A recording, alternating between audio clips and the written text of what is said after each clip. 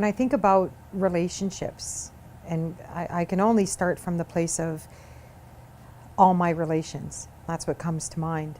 So when I consider what all my relations are, I look at the connectivity that I have as a woman first, and to the earth, to the wind, to the fire, to the water, what that means.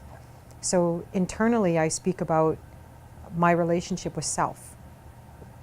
And what is it that moves me to even want to relationship, right? I have choice about that and how I will relationship. So in looking at all my relations, I consider that how plant life supports this being, how water life supports this being. It's not so much me giving, than receiving. So I take it from a place of giving thanks. So I look at, if we're all connected, and we look at to the earth and to the water and to the moon and to the sun and to the elements seen and unseen, to the animals, to the plant life, then we need to be able to give thanks. So, and I need to be able to see that even, let's just say, in what is not human. So I often see a rose, and it might be happening where this rose is growing, even in the winter months, and when it comes spring, I believe it's giving thanks, and in full bloom, right? And then dying yet again, to only redo this every year, all over and over and over. So I think about, well, what does that look like? Who am I, right? When I consider, my native name is Oda Nagabagish. In my language of Mandan Hidatsa, the Hidatsa language, it really means blooming flowers in the spring. So I have to consider that, and they say when it pops, like not just a flower, but many that are popping. So when I think about my relationship to my spirit name, that's another relationship.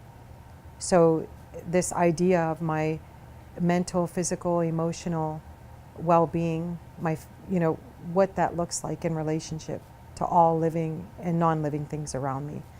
So when I consider relationshiping and all my relations, that's it in a nutshell for me. So I look to that and giving thanks. Like, what can I give? And even to consider, I work in early learning, and I consider that relationship of everything that I do in my day that supports a child and a family, So sometimes I'm having a relationship with government. Sometimes I'm having a relationship with, policy. But what does that look like when I take that inside of me? And what responsibility am I taking when I share that knowledge and it becomes that relationship with the families and children? So often I see, I think in what I would say is a circle. And everything that I learn, doesn't matter where the knowledge is coming from or what I'm feeling and wanting to know, I have to look at it within my own self and my 4 quadrants, right?